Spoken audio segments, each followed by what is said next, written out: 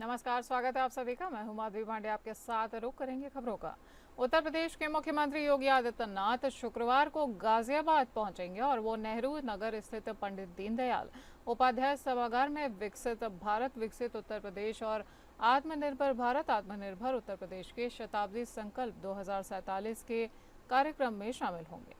मुख्यमंत्री के आगमन को लेकर नगर निगम ने शहर में साफ सफाई, डिवाइडर की रंगाई, पुताई सहित आवश्यक कार्य भी शुरू कर दिए हैं। इससे मुख्यमंत्री को किसी भी तरह की कमी नजर नहीं आएगी। वहीं मुख्यमंत्री के आगमन को लेकर की जाने वाली आवश्यक तैयारियों के लिए बुधवार को कलेक्ट्रेट सभागार में जिलाधिकारी रविंद्र कुमार मांदड़ ने सभी विभाग के अधिकारियों के साथ बैठक की है।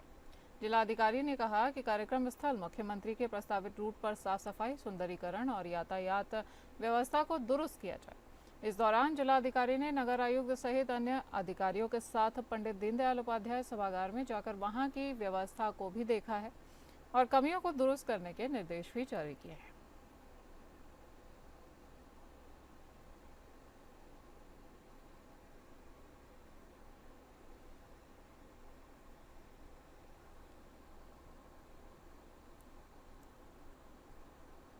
बरेली में बॉलीवुड अभिनेत्री दिशा पटानी के घर पर फायरिंग के मामले में पुलिस की गाजियाबाद में बदमाशों से मुठभेड़ हो चुकी है और पुलिस की गोली लगने से 2 बदमाश घायल हो चुके हैं।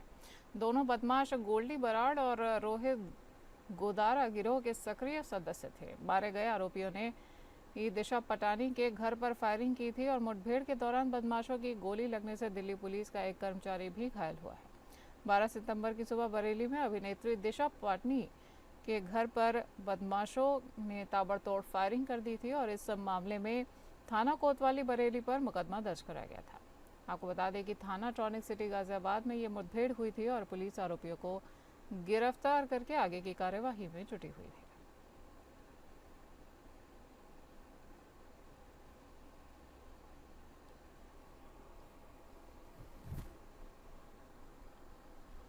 बात करेंगे बस्ती की, जहां पर पुलिस ने एक बड़ी सफलता हासिल की है। पुलिस ने शातिर गौ तस्कर को पुलिस मुठभेड़ में गिरफ्तार कर लिया है। मुठभेड़ के तस्कर के पैर में गोली लगने से वो घायल हो गया है और परसरामपुर दुबौलिया थाना स्वाट और एसडीओ टीम से गौ तस्कर की मुठभेड़ हुई थी। वहीं मुठभेड़ में घायल शातिर गौ तस्कर को पुलिस ने अस्पताल में भर्ती कराया है। आपको बता दें कि मौके से एक डीसीएम वाहन समेत आधा दर्जन गौवंश भी बरामद किए गए हैं। पुलिस मुठभेड़ में पकड़ा गया शातिर आरोपी रामपुर का बताया जा रहा है। जनपद बस्ती में गौ तस्करों के विरुद्ध लगातार अभियान चला के कार्रवाई की जा रही है और इसी क्रम में आज एक गौ तस्कर को दौरान पुलिस मुठभेड़ गिरफ्तार किया गया है, जिसमें उसके पैर में गोली लगी है और उसको ट्रीटमेंट के लिए अस्पताल में भर्ती करा दिया गया है। इसका नाम है सुभान पुत्र अफसर अली और ये रहने वाला जनपद रामपुर का है और ये पशुओं से भरी गाड़ी को तस्करी के उद्देश्य से ले जा रहा था और लगातार चूंकि हमारी टीमें एक्टिव हैं तो सूचना के आधार पे हम लोगों की टीमों ने घेराबंदी करने का प्रयास किया और इन सभी पे लगातार हम लोग कार्रवाई कर रहे हैं। हमारी जो टीमें हैं, सभी थानों की टीमें अलर्ट हैं, एसओजी और सर्विलांस की टीमें एक्टिवेट हैं और लगातार ऐसी कार्रवाई हम लोग आगे भी करते रहेंगे। कुशीनगर से एक ऐसा वीडियो सामने आया है जिसने पशु तस्करी की पोल खोल दी है। रात के समय तस्करों ने नेशनल हाईवे के समीप घूटे में बंधे एक गाय को निशाना बनाकर उसे लग्जरी गाड़ी में बांधकर वहां से चलते बने। सीसीटीवी कैमरे में कैद हुई इस घटना ने गौ तस्करी की पोल खोल दी है। आपको बता दें कि फुटेज के आधार पर इसकी शिकायत करने एक व्यक्ति पहुंचा तो उसे शिकायती पत्र ने लेकर सिर्फ वीडियो के आधार पर कार्यवाही करने की बात कहकर उसे लौटा दिया गया है। शिकायती पत्र को पुलिस ने मंजूर नहीं किया है और गौ कशी को बयां करता यह सीसीटीवी फुटेज अब सोशल मीडिया पर खूब वायरल हो रहा है। बताया जा रहा है कि यह घटना हाटा कोतवाली क्षेत्र के वार्ड नंबर 8 तितला सुकरौली की है, जहां रात के समय गौ तस्करों ने इस घटना को अंजाम दिया था। अब ये वीडियो सोशल मीडिया पर चर्चा का विषय बन चुका है। दूसरी तरफ पुलिस की पुलिसिंग व्यवस्था पर भी सवाल खड़े होने लगे हैं।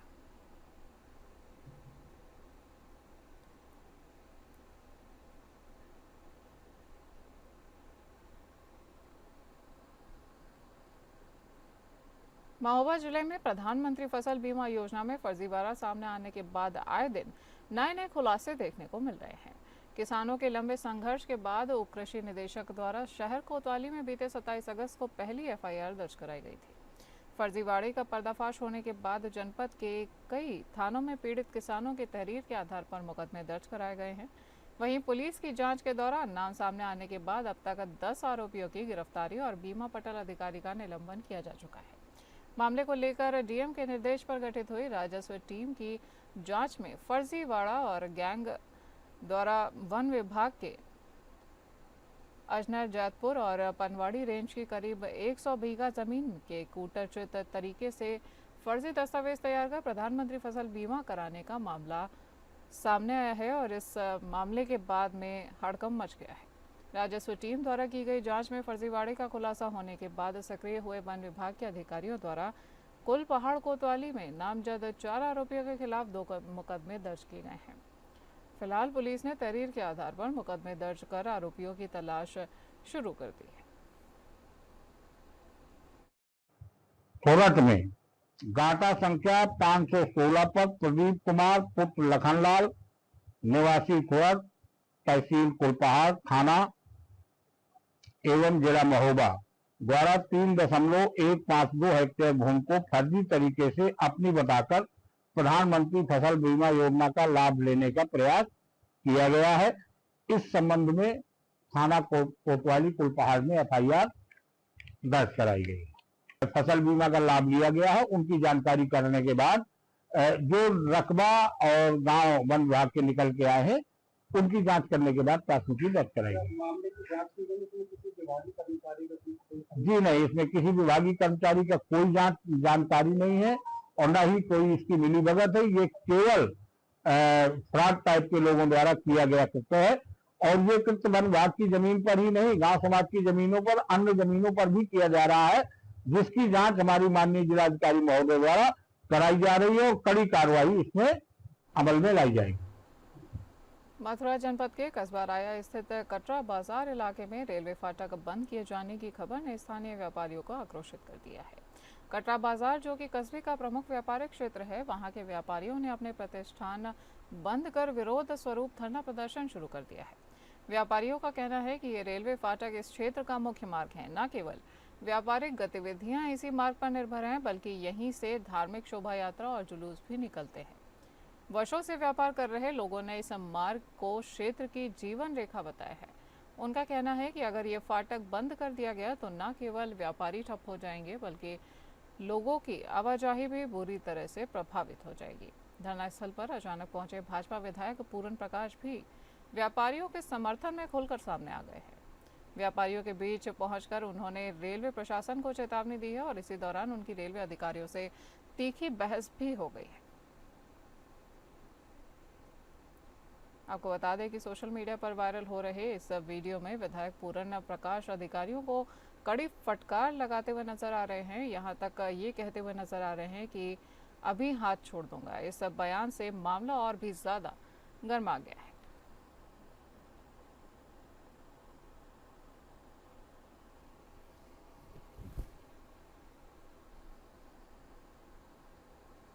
बहराइच जिले से एक दिल दहला देने वाली घटना सामने आई है और कैसरगंज थाना क्षेत्र के ग्राम निंदीपुर में अंतिम संस्कार के दौरान घटी एक घटना ने पूरे इलाके को गमगीन कर दिया है। पत्नी की मौत के बाद शोक में डूबे अजय अपने रिश्तेदारों के साथ सरयू नदी गए थे, लेकिन वहां जो हुआ उसने परिवार को एक और गहरे सदमे में डाल दिया है। ग्राम निंदीपुर निवासी अजय पत्नी के निधन के बाद उसका अंतिम संस्कार कर रहे थे और संस्कार के उपरांत लखनऊ से आए रिश्तेदारों के 2 लड़कों को लेकर अजय सरयू नदी गए थे। नदी पार करने के दौरान नाव अचानक से पलट गई और तीनों लोग गहरे पानी में डूब गए। सूचना मिलते ही मौके पर पहुंची कैसरगंज पुलिस ने गोताखोरों की मदद से तलाश शुरू करवाई है, लेकिन कई घंटों की कड़ी मशक्कत के बाद तीनों के शव बरामद मिले हैं। फिलहाल पुलिस ने पंचनामा करके कार्यवाही पूरी की है और शवों को पोस्टमार्टम के लिए भेज दिया है। इस दर्दनाक हादसे के बाद पूरे गांव में मातम का माहौल पसर गया है।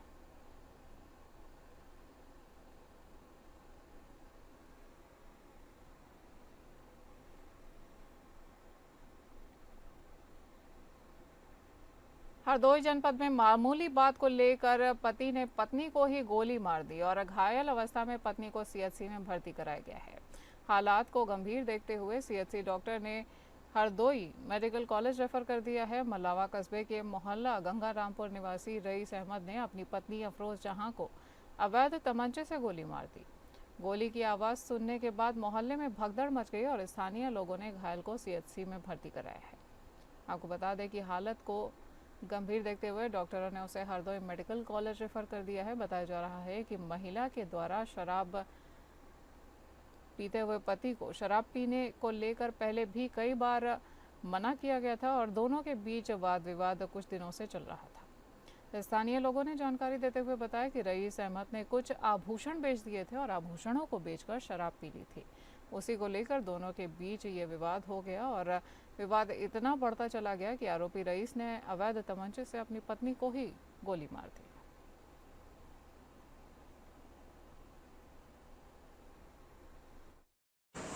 ये जो है इनका कुंदा बेचा है सोने का और वो पूछ रही थी, माने ने उन्होंने उठा के कहीं हाथ मार डालेगी, उनके मार दी।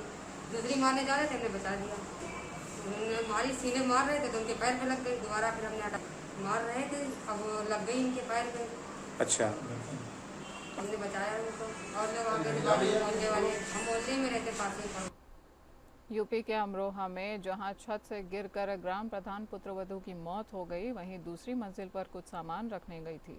छत पर अचानक चक्कर आने से वो नीचे गिर गई और मौके पर ही उसकी मौत हो गई। मौत की सूचना मिलते ही परिवार के लोगों में चीख पुकार मच गई है और मृतका ने अपने पीछे 3 बच्चों को छोड़ा है, जिसमें एक बेटी की शादी के दिन नज़दीक हैं और घर में खुशी की जगह अब मातम पसर गया है।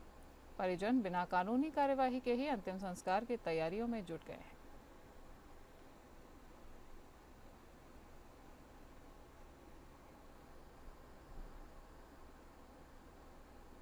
प्रतापगढ़ पुलिस अपराध पर अंकुश लगाने और अपराधियों की धरपकड़ करने के लिए लगातार कार्यवाही कर रही है और अपराधियों के खिलाफ अभियान को भी जारी रखा गया है। पुलिस के साथ लूट के आरोपियों के साथ मुठभेड़ हो गई है और पुलिस मुठभेड़ में एक आरोपी के पैर में गोली लगने से वो घायल हो गया है। वहीं पुलिस ने घायल बदमाश को उपचार के लिए अस्पताल में भर्ती किया है और अभियुक्त के कब्जे से लूट का 2000 रुपये व घटना में प्रयुक्त मोटरसाइकिल को बरामद किया गया है।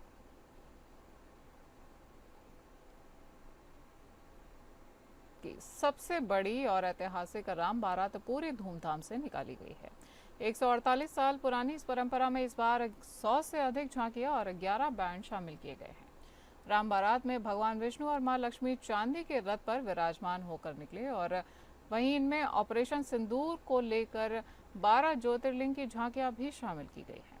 बैंड बाजों की धुन पर श्रद्धालु थिरकते रहे और लाखों श्रद्धालु प्रभु श्री राम और माता सीता के इस दिव्य मिलन के साक्षी बनने पहुंचे।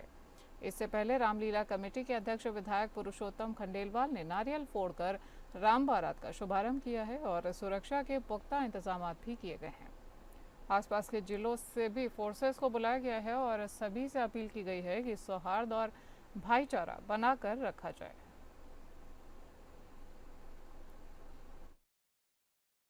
ये राम बारात पूरी की पूरी राष्ट्रभक्ति की बारात है। ऑपरेशन सिंदूर की झांकी, महिला सशक्तिकरण की झांकी, रक्तदान नेत्रदान की झांकियां, पर्यावरण को शुद्ध रखने की झांकियां, इस प्रकार का जो राष्ट्रभक्ति का जज्बा इस झांकी में देखने को मिलता है। हमारी सनातन परंपराओं को और मजबूत करने का संदेश देने वाली झांकियां इसमें चल रही हैं। जिस प्रकार से भगवान राम ने अयोध्या से लेकर लंका तक लोक संग्रह करके पापी रावण पर विजय प्राप्त की थी, उसी प्रकार से आज भगवान राम की प्रेरणा से हम वसुदेव कुटुंबकम की बात करते हैं, सर्वे भवन्तु सुखिनः की बात करते हैं। ये केवल भारतवर्ष में ही होता है और भारत निश्चित रूप से 2047 में विश्व गुरु के सिंहासन पर विराजित होगा, ऐसा मुझे विश्वास है। हमीरपुर जिले में जिला कारागार में विचाराधीन बंदी के मौत के मामले में जेलर और डिप्टी जेलर सहित 7 लोगों के खिलाफ मुकदमा दर्ज किया जा चुका है। बाकी अज्ञात के खिलाफ भी मुकदमा दर्ज किया गया है। मृतक बंदी के परिजनों की मांग थी कि जब तक जेलर, डिप्टी जेलर सहित जेल प्रशासन के विरुद्ध कार्यवाही नहीं की जाएगी, तब तक दाह संस्कार नहीं किया जाएगा। मामले को 2 दिन बीत जाने के बाद दोषी जेल प्रशासन के अधिकारियों के खिलाफ मुकदमा दर्ज किया गया है। इसके बाद मृतक की पत्नी ने अपने पति का दाह संस्कार किया है। जिलाधिकारी घनश्याम मीना ने बताया कि मृतक के परिजनों को सभी सरकारी योजनाओं का लाभ दिलाया जाएगा और बच्चे का केंद्रीय विद्यालय में एडमिशन किया जाएगा और जो सरकारी मुआवजा हो सकता है उसको दिलाने की कार्यवाही की जा रही है।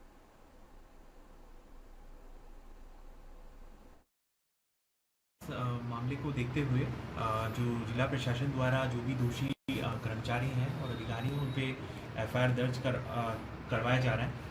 साथ ही जुडिशियल इंक्वायरी भी सेटअप कर दी गई है और हम लोग में जो भी प्रस्ताव है जो उनको मुआवजा दिया जाना है उसका भी एक प्रस्ताव हम लोग तैयार कर रहे हैं और उसको भी शासन में हमारे द्वारा प्रेषित किया जाएगा। साथ ही उनकी एक डिमांड थी कि बच्चों के एजुकेशन को लेके तो जो भी केंद्रीय विद्यालय में हम लोग बात करेंगे और उनको अच्छा एजुकेशन भी प्रोवाइड कराएंगे। साथ ही जो विधवा पेंशन है उसका भी हम लोग ने बात किया है और उसको भी हम लोग सुचारू रूप से उनको यथाशीघ्र उपलब्ध कराएंगे। उत्तर प्रदेश के मैनपुरी में बिना किसी महिला पुलिसकर्मी को साथ लिए ही कुर्रा थाने के 2 दरोगा एक औरत के घर में जबरन घुस गए और इसके बाद औरत का कहना है कि उन्होंने उससे भद्दी गाली गलौज की है और अभद्र भाषण भी किया है।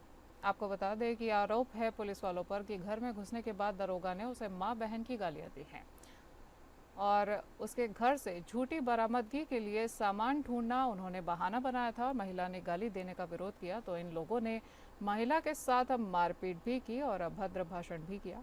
मामले में शिकायत पीड़ित महिला ने एसपी से शिकायत की है। पीड़ित महिला के आरोप है कि कुर्रा थाने के दरोगा आदेश भारद्वाज और विजेंद्र सिंह ने उसके पति पर झूठा चोरी का केस लगाकर चालान कर दिया है और जबरन घर में घुस गए। पुलिस रात के 12 बजे आई। पहले तो जो बाहर का मेन गेट होता है वो गेट तोड़ा उन्होंने। हम बोल रहे घर पे हम अकेले हैं, मेरे मम्मी पापा बाहर थे, सिर्फ हम थे घर पे अकेले।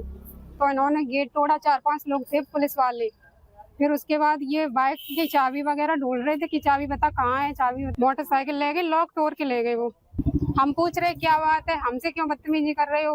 वो छत पे आके मुझसे भी बदतमीजी की है कि चाबी बता नहीं तो तेरे पति को बहुत मारेंगे। और मेरा मोबाइल जो था, मैंने वीडियो बनाई थी, तो वो वीडियो मोबाइल छीन रहे थे पहले तो उन्होंने मेरे साथ बदतमीजी की, मैंने मोबाइल नहीं दिया। तो फिर वो लेडीज पुलिस लेके आई रात के 1 बजे, लगभग 12-1 बजे का टाइम था। इस टाइम पे फिर लेडीज पुलिस आई तो उसने मेरा मोबाइल छीन के ले गए और चले गए और बोल रहे थे कि घर में जितने फोन हैं तो उसने सब रोक दिए, और लेकिन घर पे मेरा ही एक फोन था बस। प्रतापगढ़ जिले में तेज रफ्तार कार का कहर देखने को मिला है और तेज रफ्तार कार अनियंत्रित होकर दुकान के सामने खड़े कई लोगों को एक साथ कुचलती चली गई। इस भीषण सड़क हादसे में 3 लोगों की मौत हो गई है जबकि एक की हालत नाजुक बताई जा रही है। हैरान करने वाली बात यह है कि हादसे की पूरी करतूत सीसीटीवी कैमरे में कैद हो गई है, जिसे देखकर लोग दहल उठे हैं। घायलों को रायबरेली रेफर कर दिया गया है। अचानक हुए इस हादसे के बाद इलाके में अफरा तफरी का माहौल हो गया है और लोगों में आक्रोश भी देखा जा रहा है। आपको बता दें कि स्थानीय लोगों का कहना है कि इस मार्ग पर तेज रफ्तार वाहन लगातार हादसों का कारण बनते रहते हैं, लेकिन प्रशासन ने अब तक कोई ठोस कदम नहीं उठाया है। सूचना पर पहुंची मानिकपुर थाना पुलिस ने घटनास्थल पर जांच पड़ताल की है। वहीं हादसे के बाद कार चालक को फरार बताया जा रहा है। दिनांक 16/9/2025 को थाना मानिकपुर क्षेत्र अंतर्गत कस्बा मानिकपुर में एक स्विफ्ट डिजायर कार दुर्घटनाग्रस्त हो गई। इस दौरान 4 लोग गंभीर रूप से घायल हो गए, जिनको बेहतर इलाज हेतु CSC काला काकर तथा वहां से कुछ लोगों को एम्स रायबरेली रिफर किया गया। दौरान इलाज 3 लोगों की मृत्यु हो गई। मृतक के परिवारजनों को सूचित कर दिया गया है। घटना में संलिप्त कार चालक को पुलिस ने हिरासत में ले लिया है। इस संबंध में शीघ्र ही अभियोग पंजीकृत कर अग्रिम विधिक कार्रवाई अमल में लाई जाएगी। इस बुलेटिन में इतना ही। नमस्कार।